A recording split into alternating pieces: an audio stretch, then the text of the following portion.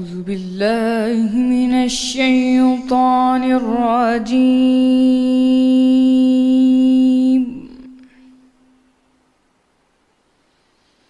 بسم الله الرحمن الرحيم.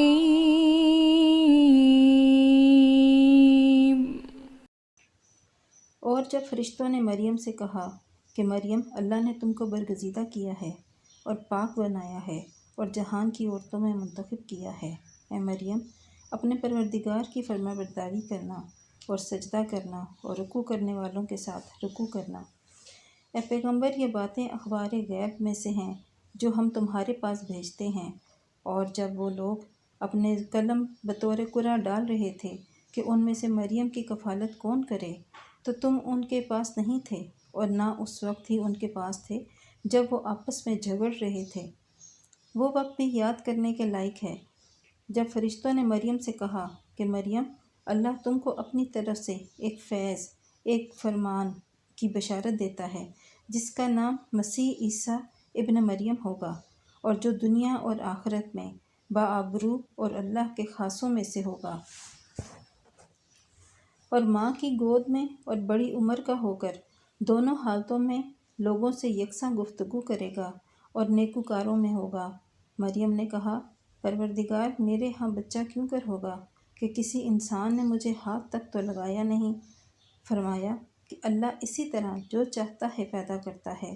جب وہ کوئی کام کرنا چاہتا ہے تو ارشاد فرما دیتا ہے کہ ہو جا، تو وہ ہو جاتا ہے۔ اور انہیں لکھنا، پڑھنا اور دانائی اور تورات اور انجیل سکھائے گا،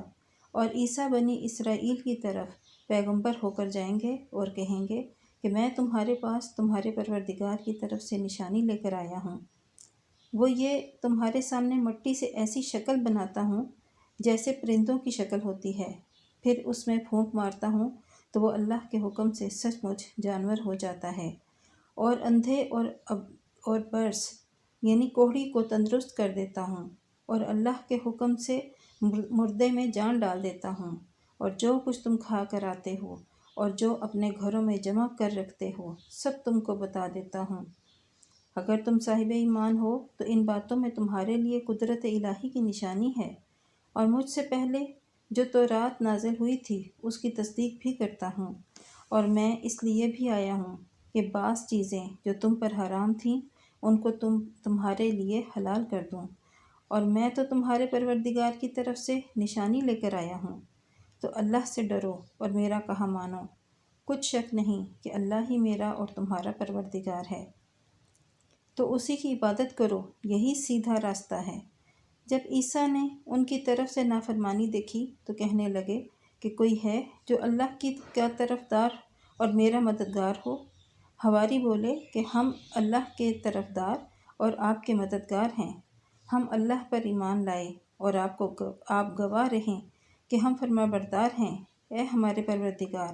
جو کتاب تو نے نازل فرمائی ہے ہم اس پر ایمان لے آئے اور تیرے پیغمبر کے متبع ہو چکے، تو ہم کو ماننے والوں میں لکھ رکھ۔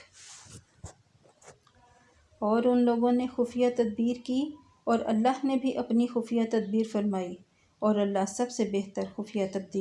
تدبیر کرنے والا ہے۔ صدق اللہ